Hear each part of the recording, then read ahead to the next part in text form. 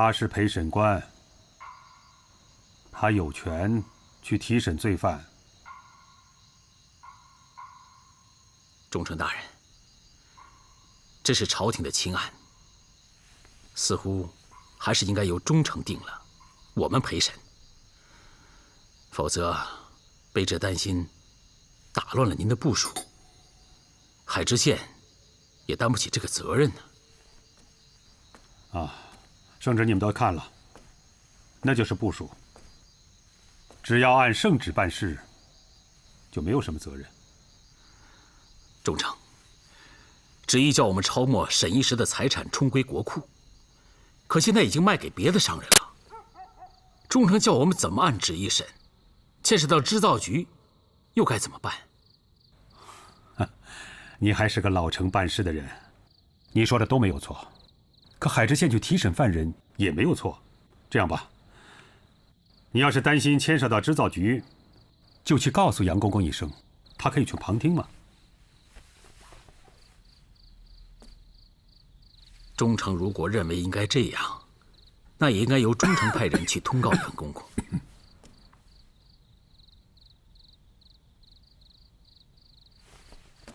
我派人去通告杨公公也行。还有别的事吗？卑职没有别的事了。来人，忠诚大人有何吩咐？你立刻去织造局禀告杨公公，就说新来的海知县一个人到牢里提审郑必昌、郝茂才去了。是。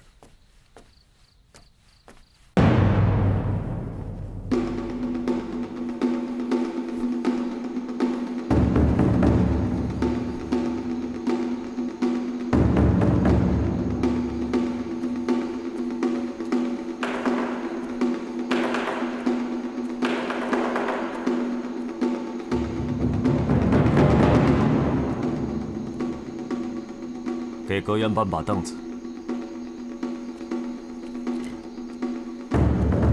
不要冲着大案，摆到侧面。再搬把凳子摆到对面。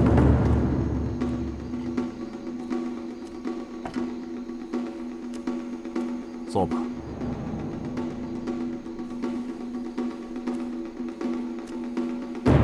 出来吧。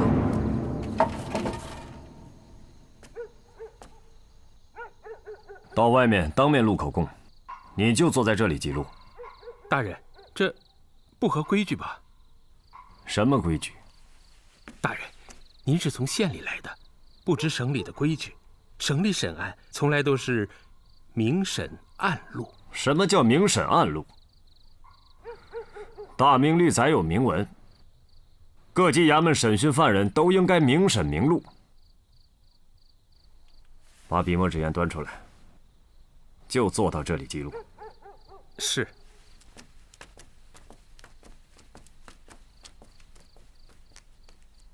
好，出去吧，把门关上。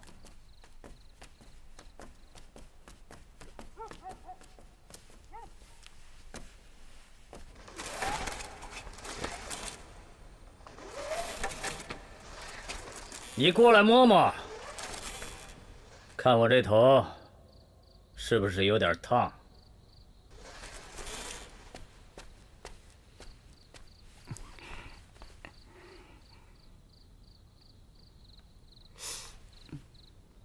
烫不烫？啊，干爹别着急，让儿子用这只手再探探。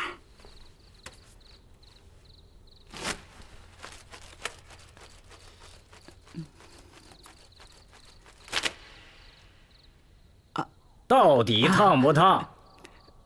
回干爹的话，好像有些烫，又好像不烫。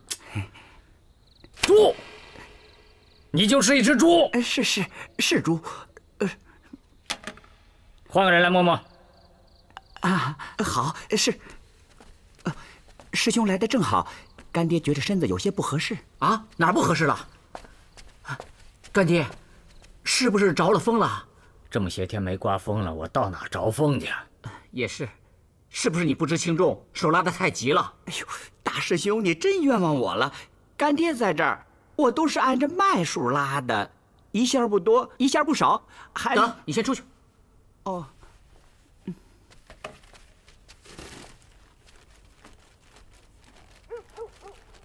什么事儿啊？那个纯安知县海瑞到牢里去提审郑必昌和茂才了。审就审呗，就这点事儿。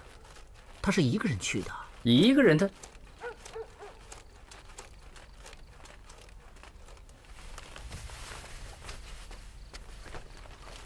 赵仁杰呢？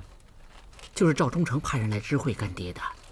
赵忠诚还说，那个海瑞晚上虚实到的，连个面都没见，子时就一个人去牢里提审了。这事儿他怎么就不管？赵忠诚说，海瑞是钦点的问官，有权到牢里提审犯人，他不便干预。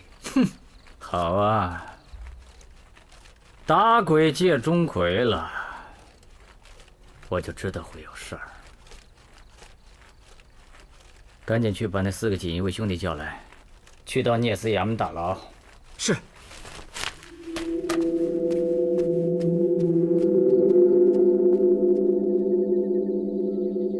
你是阁员，我不好再以官职相称。你中过进士，可我只中过举人，也不好以年仪相称。没有定罪，我也不好直呼其名。下面我问你，就不称呼了。好。圣旨下来之前，沈一时的家产是你们抄的，他的家产有多少？沈一时的家是高汉文抄的，我不清楚。记录在案。高汉文是奉谁的命令去抄沈一时的家里？当然是巡抚衙门和按察使衙门的命令。记录：高汉文抄了家，没有向巡抚衙门和按察使衙门禀报结果吗？回话。禀报了。是口头禀报还是书文禀报？是口头禀报。是向巡抚和按察使禀报的吗？是。大声点儿。是。记录在案。高汉文抄没了沈一时的家产，既向你和按察使禀报了，你刚才为什么说不清楚？因是口头禀报，他说的本就不清楚。你们凭什么抄没沈一时的家产？圣旨。奉旨抄家，难道你们不向朝廷回话吗？难道皇上问你抄家的结果，你们也说不清楚吗？将我的问话记录在案。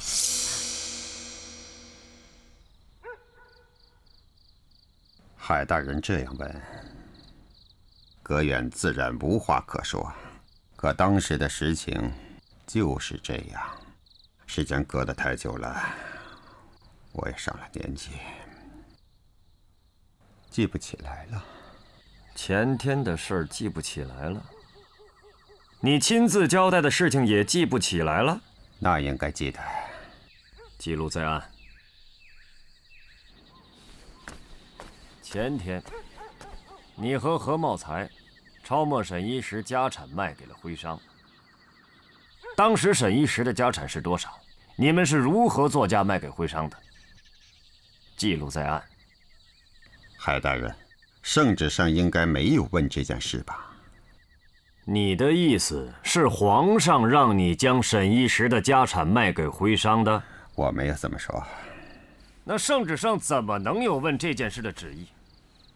皇上叫你抄没沈一时的家产重归国库，你却把它卖给别人。皇上事先怎么知道你们竟敢如此胆大妄为？皇上自然不知道这件事，可我们也没有把卖沈一时家产的钱拿到自己家里去。到哪里去了？我现在已是阁员，海大人是否应该去问接任的巡抚？圣旨现在叫我问你，沈一时的家产1分1厘都要重归国库，你们却把它卖了，交不上来，我现在就可以上书朝廷，着地方官抄你的老家。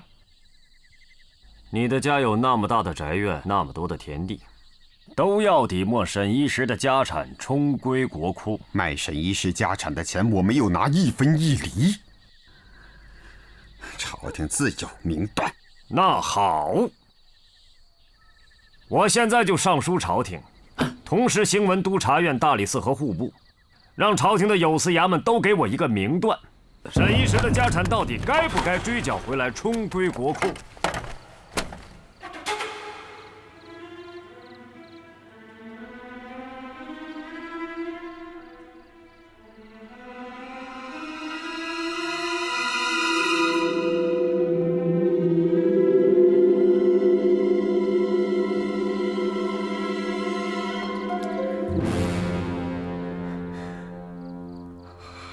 海大人，这句话不必记录，画押。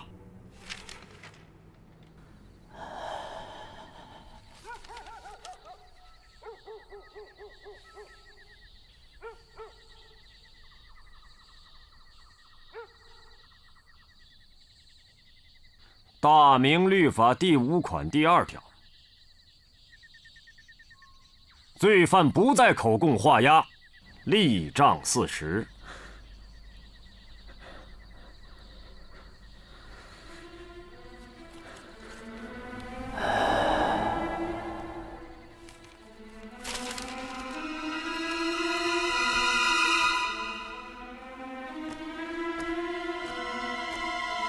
这里没你的座，把椅子撤了。赵忠诚审我都有个座。哎，刚才郑必昌也有座。同样的案子，你为什么让我站着受审呢？凭你作恶多端，恶贯满盈。圣旨上都没这样说我，海大人凭什么如此办我？我问你，今年5月，新安江9个县的大堤怎么会同时决口？那时上面有总督、巡抚和布政使，河道衙门也不归我管，我怎么知道？在这之前，整个大堤上都是你聂司衙门派的兵，你怎么解释？记录在案。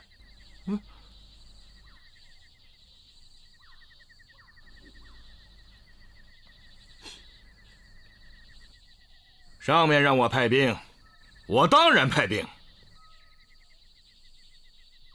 你说的这个上面是谁？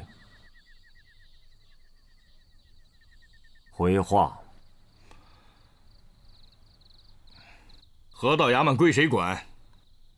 这个上面就是谁。河道衙门的监管是宫里派来的李玄，李玄暂归江南织造局管。你说的这个上面，难道是江南织造局？记录在案。无人死于洪水，无家可归者达30余万。你的罪孽，你背后那些人的罪孽，如洪水滔天。我不审你，朝廷不审你，上天也要收你！上天也要收你！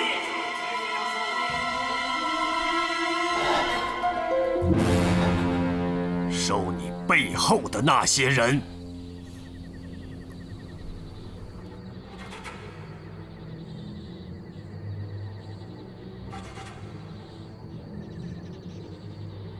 你们这样做，是不是为了让百姓把土地贱卖给沈一时？沈一时是给织造局当差的，有本事你们织造局去！记录在案。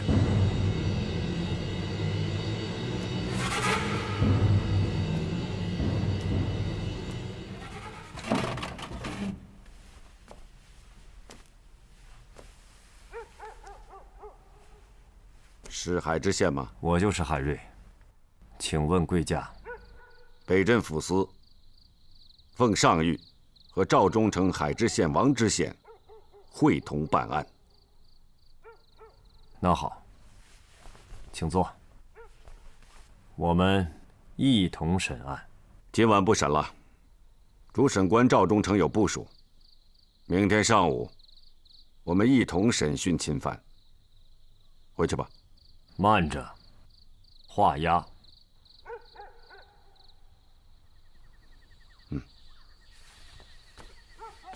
站住！我是奉旨审案，画押。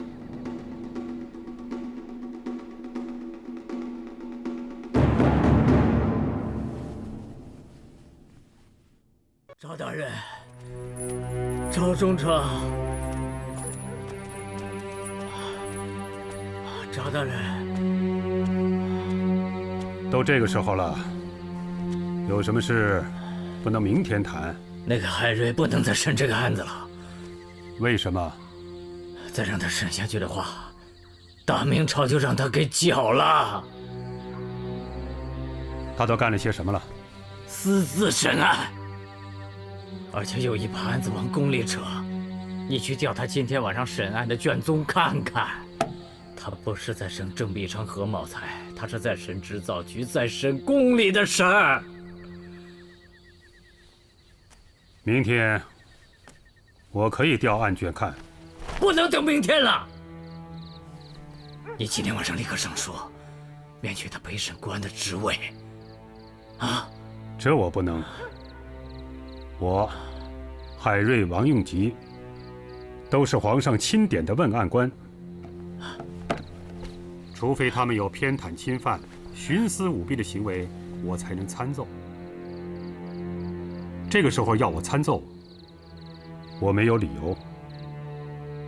朝廷来了那么多人，还有誉王，都不会答应。杨公公，赵忠诚说的是理，那就让他那么搅下去，搅到老祖宗头上，搅到皇上头上。是你们担罪，还是我担罪？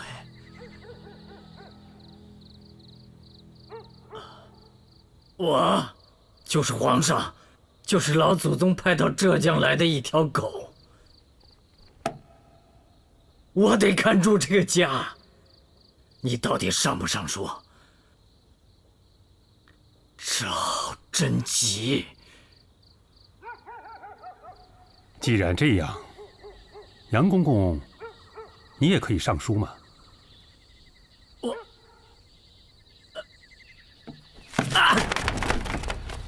哎，杨公公，杨公公身子不适，还是回府先歇着吧。你不参海瑞也行，那就得让郑必昌、何茂才去死。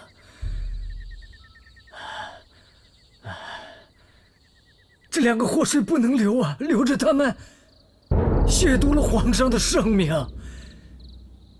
亵渎了皇上的圣命，让他们在牢里自己了断了。杨公公，自食体大！今晚，就在今晚。记住了，赵大人，安排人送公公回去吧。来人，用软轿送杨公公回织造局。是。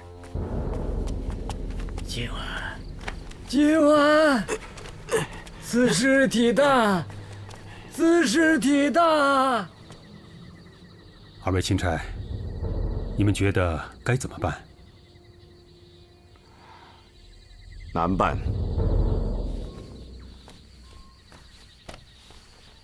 难办也得办。二位是宫里直接派来的，办这种事有阅历，你们替我出个主意。郑必昌、何茂才是不能留了。杀他灭口？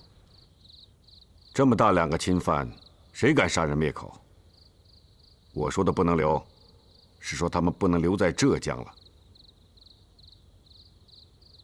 赵大人，你点一队兵，我派2个弟兄，连夜将他们荐送京师。我不能这么做。圣旨是叫我审他们，并没有让我把他们荐送京师。赵大人，杨公公所担心的不无道理。海瑞要是把郑必昌、何茂才逼急了，像疯狗一样咬人，你我都交不了差。那我可以把他们换一个地方拘押，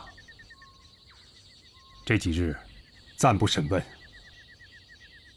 2位可以立刻把情形即地呈报宫里，朝廷有旨意，我们就按朝廷的旨意办。今晚我就派人向宫里呈吉地。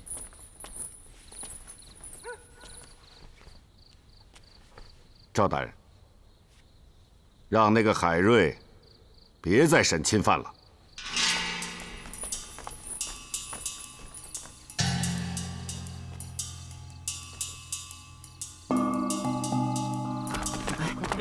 来，快！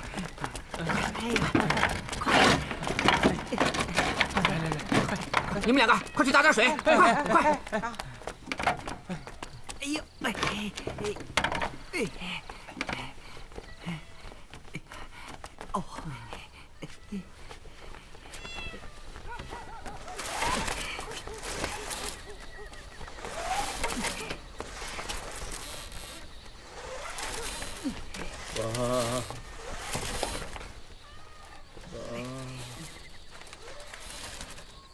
哦，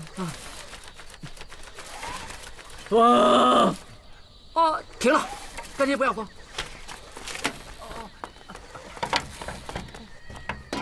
二师兄，还是请郎中吧。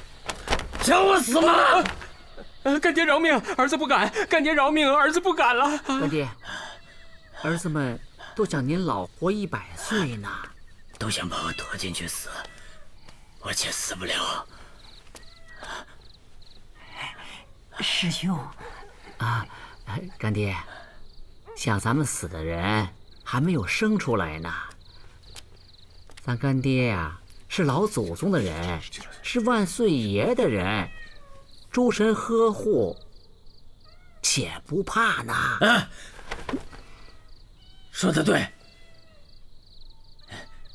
你就是我的护国大将军。还有他们，他们，你们啊，都是我的总兵、残将、总兵。你是残将。干爹说的对，我们干爹护大将军。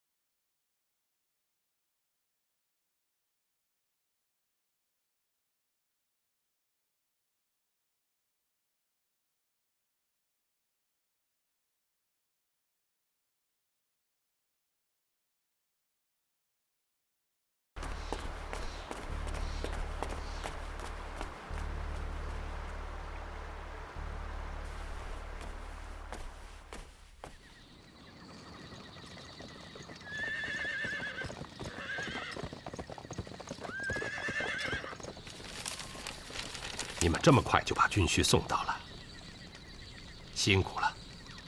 赵忠诚有死命令，限我们4日一定到齐。你先带着押运的官兵去永范，明天回杭州。我有回文要答谢赵忠诚。是。来人。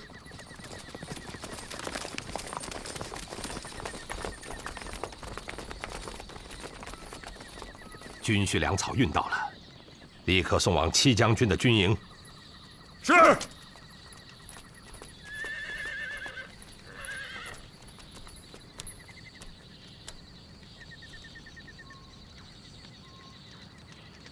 部堂，王叔办来了。叩见部堂大人。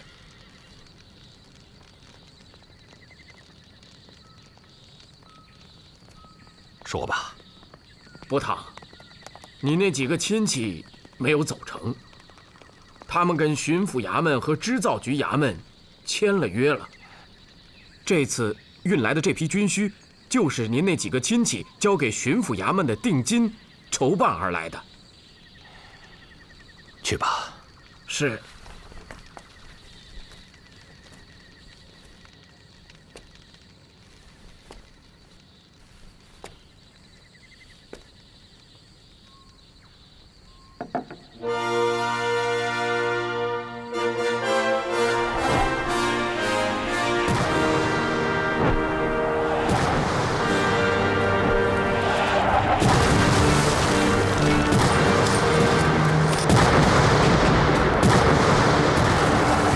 嘉靖40年夏，在胡宗宪的部署下，戚继光率戚家军在浙江义民的协助下，从陆海分2路攻击倭寇驻于温岭东南海面的水战。报告戚将军，我船已进入炮城。是。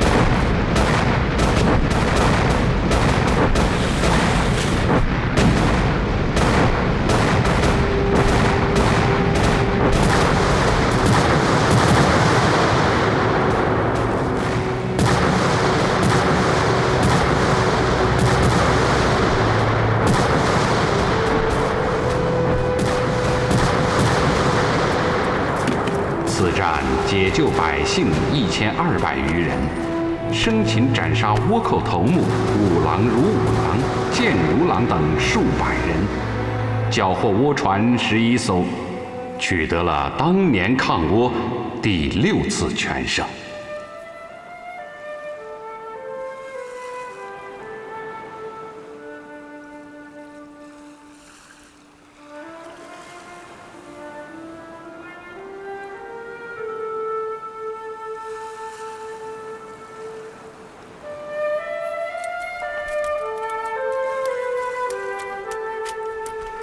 胡部堂，仗已打完，击沉倭船6艘，重创11艘。我军损失如何？战场正在清点，我将士伤亡应不在少数。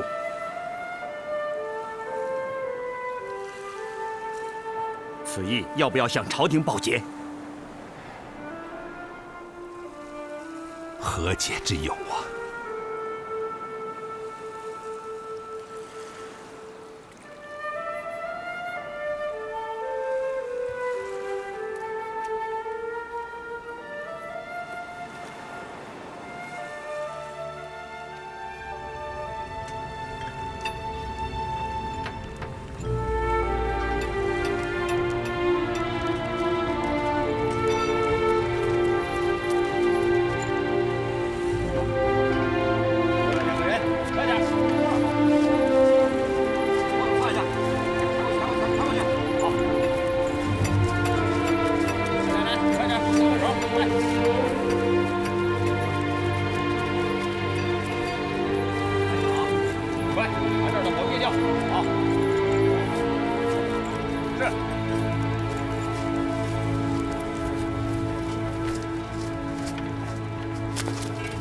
齐将军，属下齐大柱违抗军令，甘愿受罚。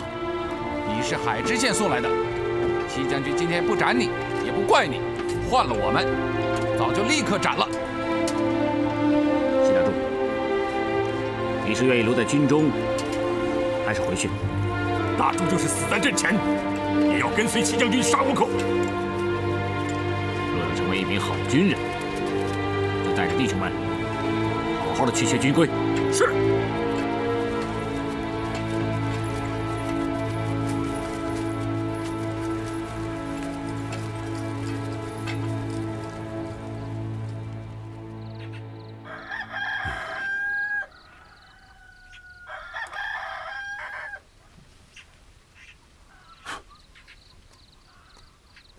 梳头吧。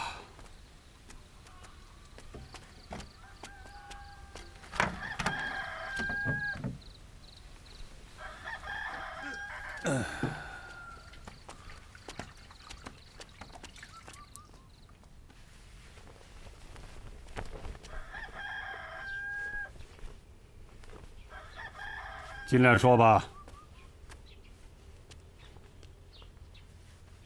禀忠诚大人，杨公公好像……你说清楚些。我得看出真相。杨公公好像确实是疯了。你到底上不上说？你亲眼看见了？没有看见，但小人知道他疯了。那怎么知道他疯了？回忠诚。小人这几日便一直守在织造局门外，催等杨公公出来。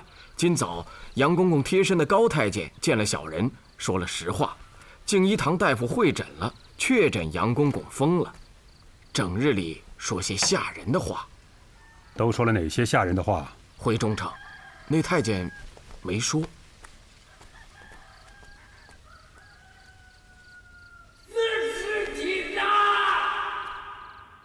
海知县和王知县到了吗？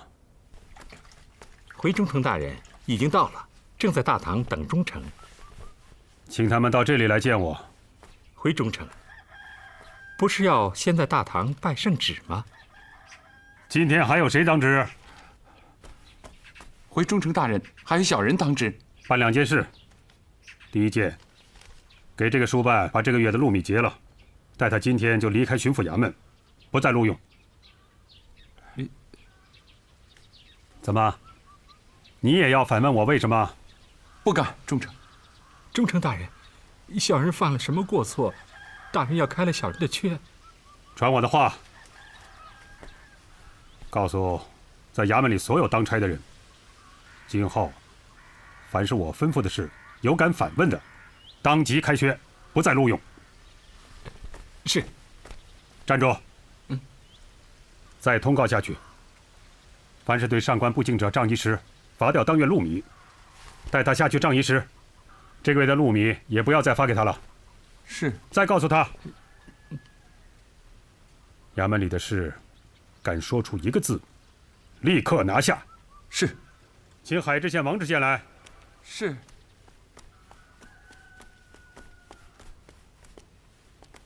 不换官服了，打一盆热水来。是。参见忠诚大人。看了一夜的案卷，也来不及换官服，大家就不要拘礼了。足下就是海知县，回忠诚。是。幸会，二位请坐。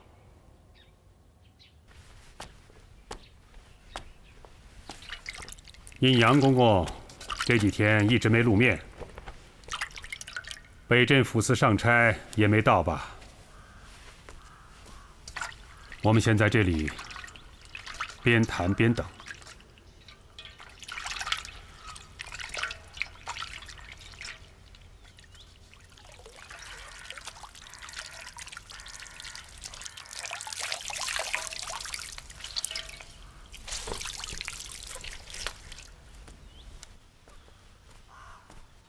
禀忠诚大人，北镇抚司的上差到了。哦，快请进来。是。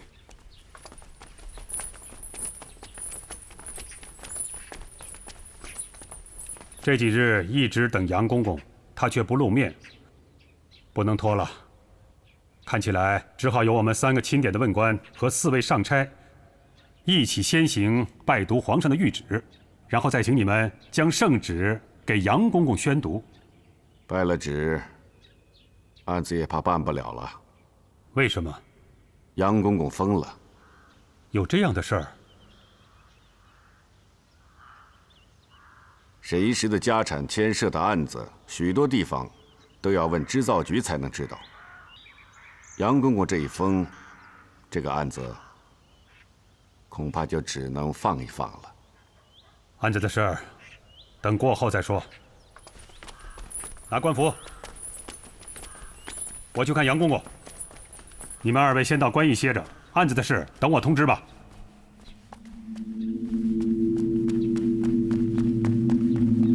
那个海瑞不能再审这个案子了。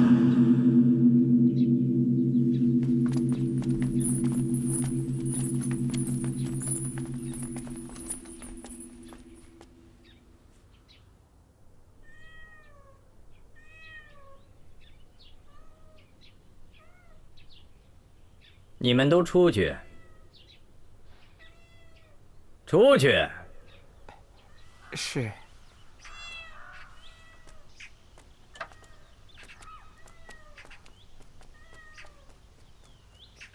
寅时才睡的，没想到一觉醒来，天儿又快黑了。你们都等了很久吧？听说杨公公身子有些不适，让大夫诊过脉了吗？没有什么不适。什么事儿能让我的身子不适？有谁能让我的身子不适啊？外感6淫，内伤7情，是人都有生病的时候。公公还是让大夫看看吧。你们都别指望我病我死，没有我哪有你？杨公公，你认仔细了，我是谁？够了，沈一石！我刚来的时候，你才不到2000架织机，4年，才4年你就增加了1000多架织机，生不带来，死不带去，你要发多大的财？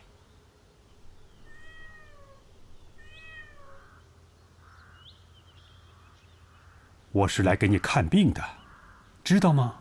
这么大人，你带不走我。我身后还有老祖宗，还有皇上，诸神呵护。我劝你还有那个何茂才，离我远点儿。赵大人，看来杨公公真的是疯了。杨公公，你老好好歇息，我们走了。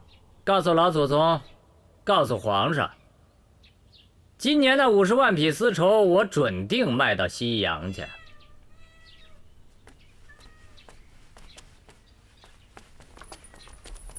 新来的那个赵贞吉可不是个善茬，你们得防着点儿。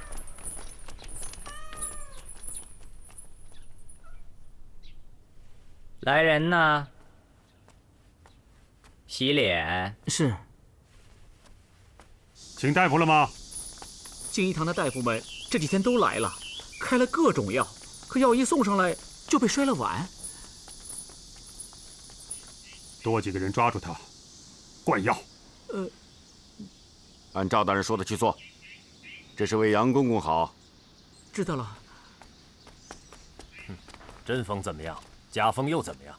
他要是真风，你捅了天大的篓子；他要是装疯，你也捅了天大的篓子了。就算把天捅个窟窿，我干的，不干你的事。哎，这是怎么说的？你把天捅破了窟窿，能不干我的事吗？现在事情到了这个地步，这个案子必须要彻查下去。这个可不像你那天晚上说的话。那天你要是听我的，不去提审郑必昌和茂才，你有退路，我也有退路。可这一提审，把他逼疯了。这个案子要是不彻查下去，他们会以诬陷织造局的罪名，反过来对付你。现在事情到了这个地步，只能背水一战。识人难呐。润莲，你知道那天晚上我是怎么看你的吗？怎么看我了？世故。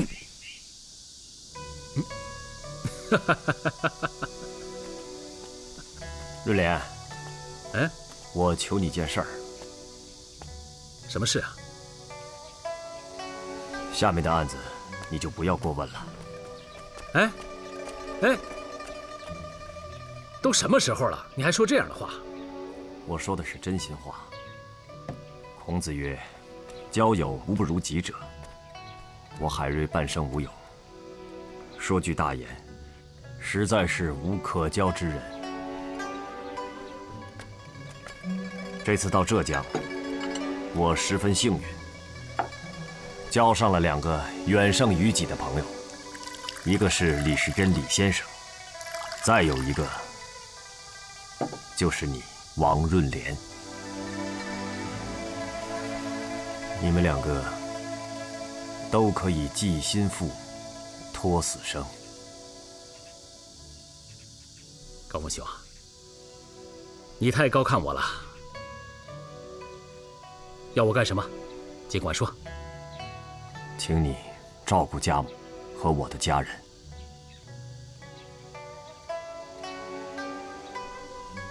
啊，事情应该不至于此吧？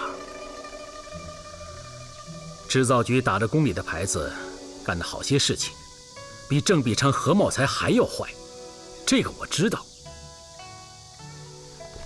跟他们斗，我们就一起斗。还有赵中丞，只要我们3个人彻底查下去，胜败也在未定之间呢。赵忠诚会彻查吗？应该会，他毕竟是理学中人，而且是徐阁老的学生。润莲，你还是太书生了。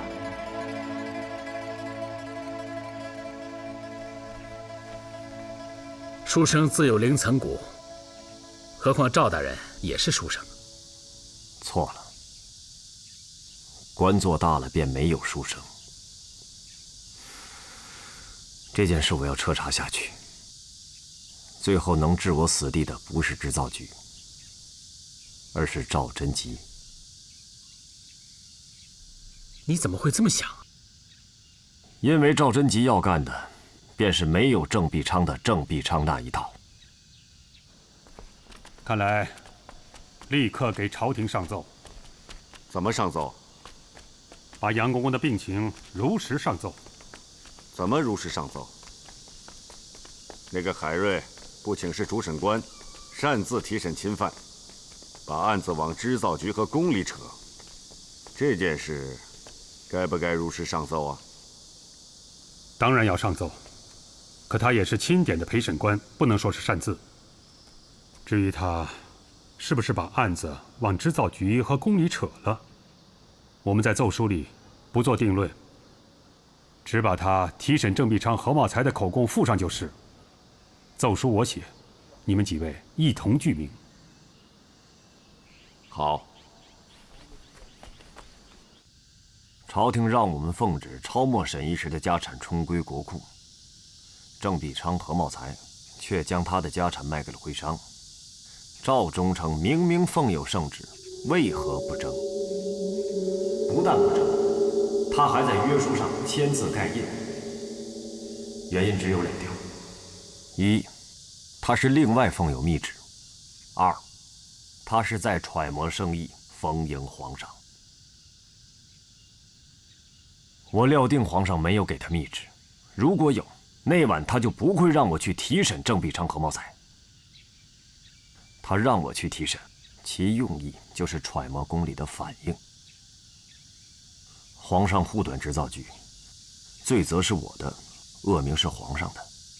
皇上追查织造局，他既不得罪宫里，又可邀得清明，其用心比郑必昌更加可诛。严重了吧？他和郑必昌毕竟非一路人，也许是迫于宫里的压力，但至少不是为了自己去贪。没什么两样。郑必昌贪财，他贪名而已。一连几天，我审了钦犯，他都搁置不办。我们去见他，他却穿着便服在签押房顾事悠闲，这是有意在等几个锦衣卫来，让锦衣卫的人认准是我在追查织造局。他并不赞同。机心如此，今后他会干出什么事来，便可想而知。不查织造局，他就会逼着那些徽商产更多的丝绸，然后再半价从桑农手里收买生丝，讨好宫里，讨好皇上。但是国库依然空虚，百姓仍受盘剥。不查织造局，郑必昌、何茂才还有那些贪墨的官员便无从查起，甚至连今年5月毁堤淹田、暗通倭寇、陷害忠良的实事也无问可查。如此惊天大案，已经明发上谕，朝野皆知。如果让赵贞吉办如未办，此封一开，我大明朝更是无药可救了。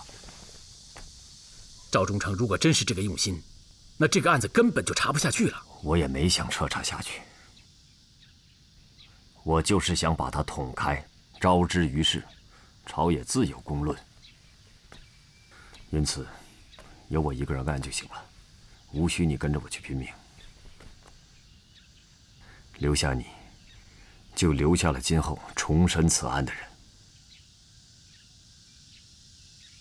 润莲，孰轻孰重？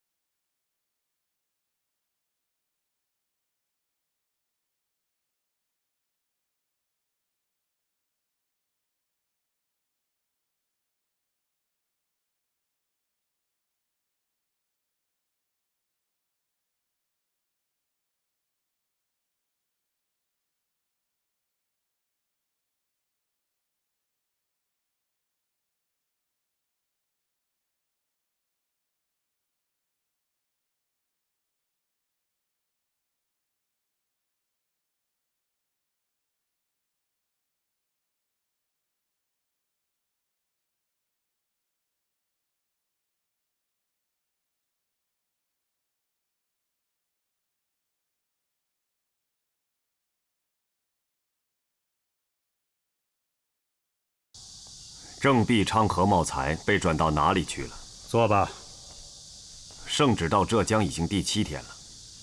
忠诚，今天还不提审犯人吗？钦犯都抓起来了，他们的家也都抄没了。可有些案情如果不及时提审，钦犯就有可能串供，晚了就查不出真相。什么案情？今年5月，9个县同时决堤，是不是有人有意毁堤淹田？6月，关押多年的窝首井上14郎，从聂司衙门大牢出现在淳安县，他是怎么出去的？明知沈一石的家产要奉旨抄没，郑必昌、何茂才为什么还要把他卖给徽商？忠诚，这3条必须立刻提审，彻查原因。这些都要查。你既然来了，你先看看那个东西。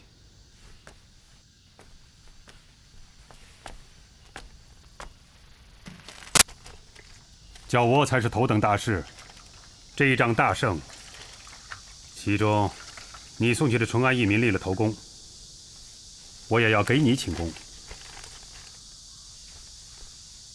卑职无尺寸之功。忠诚大人，抗倭是军国大事，可这是胡部堂和前方将士的事。我们应该做的是抓紧办案。办案为的什么？我们不办案，哪来的军需粮草供给胡部堂和前方将士缴窝？这一次，那些接手沈一石家产的徽商，及时拿出了50万两银子，他们也有功。忠诚大人，照此推论，把那些徽商请来的郑必昌、何茂才，是不是也有功？你这话什么意思？军国大事，照例应该由有司衙门供应粮草军需，沈一石的家产超归国库，朝廷也就有了钱粮。徽商贱价收买了应当充归国库的那么多财产，拿出这么点钱来，他们有什么功？沈一石的家产现银不足2万，丝绸只有100匹，前方军情如火，3000架织机能够送给胡部堂去打仗吗？沈一石有25座作坊，100余家商铺，6万多亩桑田，就是作价卖给任何一个商人，都能为国库收回上千万的财产。东南抗倭，北边抵御鞑靼，1年的军需也都够了，何况今后每年，这些商家还得向国库依法纳税。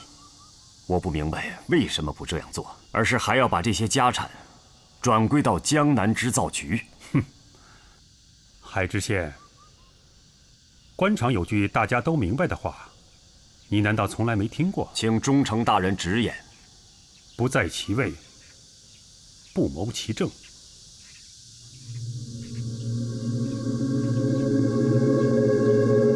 你也该收敛收敛了。我是主审，你是陪审，我提审钦犯，你在一旁陪问，这就是你该管的。抄没沈一石家产，追缴郑必昌、何茂才以下诸员的赃款，充作何种用途，都是你不该管的。你不经请示，便独自提审郑必昌、何茂才，我容忍了你。今天你居然管起我和胡部堂的军国大事来了，海知县，你虽然没中过进士，没有进过翰林院，可这点规矩也该知道。忠诚大人这番话，我就有点听不明白。难道说中过进士、进过翰林院的人，反而连圣旨都看不懂吗？圣旨明明让我们抄没沈一石的家产充归国库，忠诚却在织造局转卖沈一石家产的约书上签名盖印。你是主审官，你是巡抚，一省之财用都归你管。但是正因为此，忠诚更不能违旨办事。身为奉旨陪审，规劝忠诚，依旨办案，正是属下职所当为。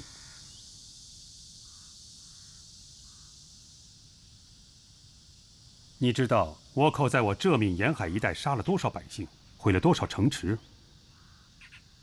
你知道我军将士没有军需是在怎样艰难奋战？你的家人好好的待在淳安县，你想没想过被倭寇杀戮淫掠的百姓？我同意织造局把沈一时的家产转卖徽上，为的什么？为的是立刻筹办军需，剿倭御敌。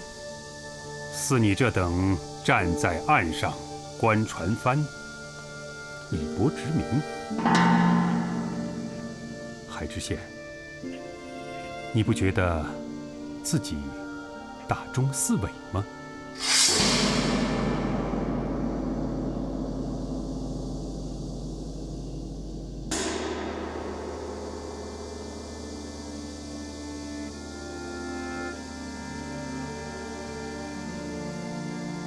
忠诚，既然有这般忧国忧民的心，那就一切都好说了。